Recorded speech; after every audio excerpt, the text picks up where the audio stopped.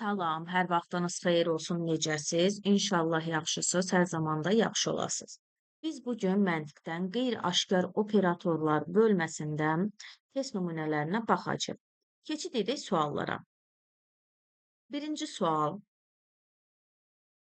Deyək ki, 125 operator işarəsi 64 rəqəmi bərabərdir, nəticədə 40 alın. İndi yoldaşlar, biz operatorun solundakı 125 rəqəmindən və 64 rəqəmindən istifadə edərək 44 rəqəmini almış olaraq. Yəni, gəlin görək necə tapa bilərik. 125 ümumi olaraq nəyin kvadratı və yaxud da kubu şəklində götürə bilərik? Məsələn, deyə bilərik ki, 125 5-in kubudur. Deməli, 5-in kubu 125-dir. 64-ü necə düşünə bilərik? 64 isə 8-in kvadratıdır. Onda gəlin yazaq. 125 5-in kubudur. 64 isə bizim üçün 8-in kvadratıdır. Deməli, başa düşdük ki, sol tərəf kublarla bağlıdır, sağ tərəf isə kvadratla bağlıdır. İndi yoldaşlar, 40-ı necə ala bilərik? Deməli, bunların əsaslarını bir-birinə vurub. Əsası 5-dir, burada isə əsası 8-dir. 5-i 8-ə vuranda eləyəcək bizim üçün 40. Doğrudur. İndi biz hər birini eyni qayda ilə tapacağıq. İndi gəlin öz misalımıza baxaq, sual olana baxaq. 64 neçənin kubudur? 64 deyəcək ki, 4-ün kubudur. Digəri 64, artıq burada kub götürə bilmərik. Çünki biri kub, bir kvadratdır. Digəri də olacaq bizim üçün 8-in kvadratı. İndi bunların əsasları neçədir? Əsasları biri 4-dür, digəri isə 8-dir. Həmişə qüvvətdə yazılan bizim üçün qüvvət sayılır. Digərləri isə bizim əsas qəbul olunur. Onda yazaq, yoldaşlar, 4 vurulsun 8, o da bərabərdir 32. Deməli, doğru cavab A variantı. İndi gəlin ikinci suala baxaq. İkinci sualda baxırsınız kəskin fərq var. 4 və 2 rəqəmindən 18-i almaq üçün ya hasildən, qüvvətdən istifadə edə bilərik. Mən 4 və 2 rəqəmindən 18-i almaq üçün deyərəm ki, operatorun sağında və solunda verilən rəqəmləri toplayıb 3-ə vurarıq. Onda nə alınır? 4 plus 2 bizim üçün eləyəcək 6. Çünki 18 almaq üçün ya 9 vuraq 2 olmalıdır, ya da 6 vuraq 3. 4 ilə 2-ni toplayanda 6 eləyir. Bunların cəmini 3-ə vuranda eləyəcək 18. Deməli, operatorun sağında və solunda verilən rəqəmlərin hər birini toplayacaqsınız, 3-ə vuracaqsınız. Digərləri də eyni qayda ilə yoldaşlar. Ona görə vaxtımız getməsin deyə mən bir-bir hamısını yazmıram, amma siz özünüz yaza bilərsiniz. Yəni, 9 ilə 7-ni toplayanda eləyəcək bizim üçün 16, 16-nı da 3-ə vuranda eləyəcək 48. Deməli, doğru cavab Y variantı. Üçüncü suala baxaq. İndi 9 və 7 rəqəmindən biz 74 alacağıq. 74 almaq üçün baxırsınız, yenə kəskin fərq var. Deməli, ya hasil var, ya qüvvət var. İndi hasillə tapa bilmərik, amma qüvvətlə tapa bilərik, yoldaşlar. Necə taparıq? Deyərəm, operatorun solunda verilən rəqəmlərin kvadratını götürərəm. Alınan nəticədən isə operatorun sağındakı rəqəmləri çıxacaq. Onda gəlin yazaq. 9-un kvadratı minus 7. 9-un kvadratı eləyir bizim üçün 81. 81-dən 7 çıxanda nə qalır? Baxın, 74.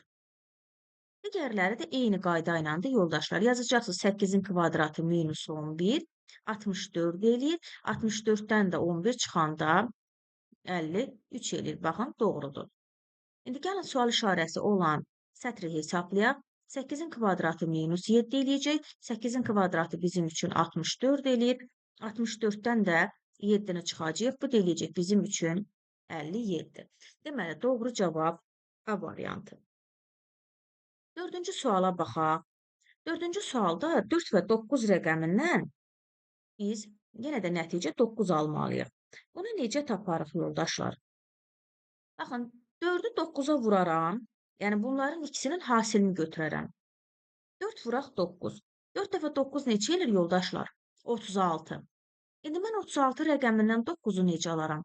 Deyərəm ki, hasildən alınan nəticənin bir daha rəqəmləri cəmini götürərəm. Yəni 3 ilə 6-nın cəmi eləyəcək bizdə 9. İndi gəlin görək digərlərində doğrudurmu? Baxın, 2-ni 8-ə vuranda neçə eləyəcək yoldaşlar? 16. 16-nın rəqəmləri cəmi nə eləyir? Bizim üçün 6 üzrlü sayım. 16-nın rəqəmləri cəmi eləyəcək 7. Deməli, doğru tapmışıq. İndi gəlin sual işarəsi olan sətri tapaq. Onda 7 vurulsun 5 eləyəcək bizim üçün 35. 35-in yoldaşlar rəqəmləri cəmi neçə eləyəcək? 8. Deməli, doğru cavab C variantı. Yəqin ki, başa düşmüş oldunuz. İndi baxaq 5-ci suala. 5-ci sualda maraqlı sualdır. Baxın, 9 və 4 rəqəminin 26-nı almaq üçün yenə də biz hasildən istifadə edə bilərik. 9-u 4-ə vuraram, yoldaşlar. Neçə eləyəcək? 4 dəfə 9, 36. 36-dan 26 almaq üçün nə eləyəcək? 10 çıxacaq. Deməli, onda burada nə başa düşdük? Başa düşdük ki, operatorun sağında və solunda verilən rəqəmləri bir-birinə vuracaqsınız. Hasildən alınan nəticədən hər birindən 10 çıxmalıyıq. Baxın, cavab eləyəcək 26. Gəlin görək digərində doğrudurmu? Baxın, 11-i vuracaq yoldaşlar 5-ə. Eləyəcək 55. 55-dən 10 çıxanda neçə qalacaq? Baxın, 45. Doğrudur. 9-u 8-ə vuranda eləyəcək bizim üçün 72. 72-dən də 10 çıxanda qalacaq 62. Baxın, cavabda 72 də var, çaşdırmaqdan ötürü verir. Bir anlıq görək diqqətsizlik edə bilirikmi? Ona görə doğru cavab yoldaşlar A variantı. Yəqin ki, başa düşmüş oldu. İndi 6-cı suala baxaq. 6-cı sualda yoldaşlar 7 və 6 rəqəmindən 34-ü almaq üçün yenə də burada biz mütləq şəkildə hasildən istifadə edə bilərik. Mən 34 rəqəmini almaq üçün deyərəm ki, 7-ni 4-ə vuraram. Yəni, operatorun solunda verilən rəqəmlərin hər birini 4-ə vuracam. 4 vurulsun 7. Üzərinə gələcəm ikinci rəqəmi. Operatorun sağındakı rəqəmi. Bax, yoldaşlar, 4 dəfə 7, 28 eləyir. 28-in üzərinə 6 gələmdə 30-dur. Deməli, başa düşdük ki, operatorun solunda verilən rəqəmlərin hər birini 4-ə vuracaqsınız. Sağı isə üzərinə gəlib toplamaq lazımdır. İndi gəlin sual işarəsi olunan sətri tapaq. Onda 4 vurulsun 21, üzərinə gələk yoldaşlar 6. 4-ü 21-ə vuranda bizim üçün eləyəcək 84. 84-ün üzərinə 6 gələmdə eləyəcək 90. Deməli, doğru cavab B variantıdır. İndi 7-ci sualı yazmayacağım yoldaşlar. 6-cı sual və 7-ci sual eyni qayda ilədir. Yəni, burada necə operatorun sol tərəfini 4-ə vurduğumuz kimi, burada da operatorun yenə sol tərəfini 4-ə vuracaqsınız, sağ tərəfi ilə isə toplayacaqsınız. Bunu belə deyim, dəyişənlərlə yaza bilsək, yəni bu şəkildədir, düşünün, 4A plus B deməkdir. Yəni, bu cür yerinə yetirəcək. Burada da 4A plus B. Yəni, sol tərəfi 4-ə vurmaq, ikinci operatorumuz da düşünün ki, B-dir. Üzərinə əlavə etmək.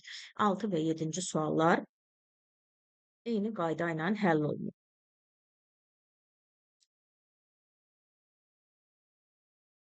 İndi 8-ci suala baxaq. 8-ci sualda da yoldaşlar 29 və 24 rəqəmindən 125 rəqəmini almalıyıq nəticə olaraq. 29 və 24 rəqəmindən 125-i almaq üçün deyərəm operatorun sağında verilən rəqəmlərin hər birini 4-ə vuraram. Və yaxud ki, misallarımızda soldakıları 4-ə vurduq. İndi bu dəfə sağı 4-ə vuracaq. Onda nə alınır yoldaşlar? 29 üzərinə gələk. 4 vurulsun 24. 4-ü 24-ə vuranda yoldaşlar 4 dəfə 4 16. 96. 96 ilə 29-u toplayanda bizim üçün eləyəcək 125. Deməli, biz buradan başa düşdük ki, operatorun sağında verilən rəqəmlərin hər birini 4-ə vurma qaydasından yerinə yetirəcək. Sol tərəfdəki rəqəmləri də üzərinə əlavə edib toplayacaq. Onda gəlin sual işarəsi olan sətirdən tapaq. Onda nə olacaq yoldaşlar? 7 rəqəmi birinci sol tərəf olduğu kimi qalır. Sağı isə dedik 4-ə vuracaq. 5 vurulsun 4. Bu deyilir 20, 20-nin üzərinə 7 gələndə 27. Deməli, doğru cavab Y variantı. Yəqin ki, başa düşdük. İndi 9-cu sual da bununla eynidir yoldaşlar. Sadəcə qısaca olaraq yazacağam. Yəni düşünün ki, sol tərəfi bir A ilə işarə eləyirəm. Sağ tərəf isə bir B-dirsə də üzərinə gələk 4B. Bu şəkildə yazacağıq. Yəni sol tərəf olduğu kimi qalacaq. Sağdakıların hər birini 4-ə vurub toplayacaqsınız. Eyni sualda 9 və 8 yəni. Ona görə bir daha da yazmıram onu. İndi gəlin 10-cu suala baxaq. 10-cu sualla da 11-ci sual eynidir, yoldaşlar. Ona görə də birini yazacağam, onu yazacağam, 11 də siz evdə həll eləyərsiniz. İndi yoldaşlar 9 və 4 rəqəmindən 68 rəqəmini almaq üçün nə eləyəcəyik? Deyərəm ki, yenə də burada hasil var və yaxud da qüvvətlə bağlı hansısa həll yolu var. Operatorun solunda verilən rəqəmin kvadratını götürərəm.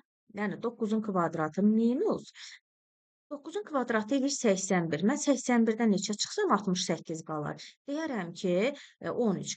Buna görə də bir daha bunların cəmini götürəcəm. Yəni 9-un kvadratından 9 ilə 4-ün cəmini çıxacam yoldaşlar. Bu da bizim üçün eləyəcək 68. Eyni qayda ilə hər birini yerinə yetirəcək. Sual işarəsi olunan nəticədə də 15-in kvadratı minus 15 ilə 29-un cəmini çıxacaqsınız. Adi riyazi hesablamadır, özünüz də hesablaya bilərsiniz. 11-ci sualda yenə eyni qaydadır yoldaşlar. İndi bunu düstur olaraq buradan qısaca yazacağam. Yəni A-nın kvadratı minus A plus B. Yəni nə edəcəksiniz? 10-un kvadratı minus 10 üzərinə gələk 33. Onun kvadratı bilirsiniz ki 100 eləyir yoldaşlar. Onun da üzərinə 33 gələndə bizim üçün eləyir 43. 100-dən də 43-ün çıxanda eləyəcək nəticə 57. Deməli, sual işarəsi olanda da yazacaqsınız ki 17-nin kvadratı minus 17 plus 35. 17-nin kvadratından 17 ilə 35-in cəmini çıxmış olacaqsınız. Adi riyazi hesablamada özünüz tapmalısınız. Niyə tapmıram? Çünki hər biriniz də riyazi hesablamaları özünüz yerinə yetirməlisiniz. 12-ci və 13-cü suallara baxaq. 12-ci və 13-cü sual biraz fərqli suallardır. Bunlar da maraqlı suallardır. Baxın, 12 və 4 rəqəmindən biz 24 rəqəmini necə ala bilərik? Deyərəm ki, operatorun sol tərəfi olduğu kimi qalır. Yəni 12 rəqəmi olduğu kimi qalır. Sağdakının isə hər birini yoldaşlar 3-ə vuraram. Onda 3 vuraq 4. 12. Yəni 24-ü almaq üçün yoldaşlar, bax 12 var, bizdə nəticə yoxdur. 12 rəqəmi yoxdur. Əgər 4 də varsa da mən 3-ə vuraraq ikinci bir 12-ni tapa bilərəm. Ona görə də 12 ilə 12-yi toplayanda eləyəcək 24. Digərləri də eyni qayda ilə də yoldaşlar. 15-in üzərinə 3 vurulsun 3 gələcək. 15-in üzərinə 9 gələcəksiniz. Bu da eləyəcək 24. Yəni sual işarəsi olanda 13-ün üzərinə gələcəksiniz. 3 vurulsun 17. O da bərabərdir. Özümüz tapa bilərik. 13-cü sualda yenə maraqlı suallardandır.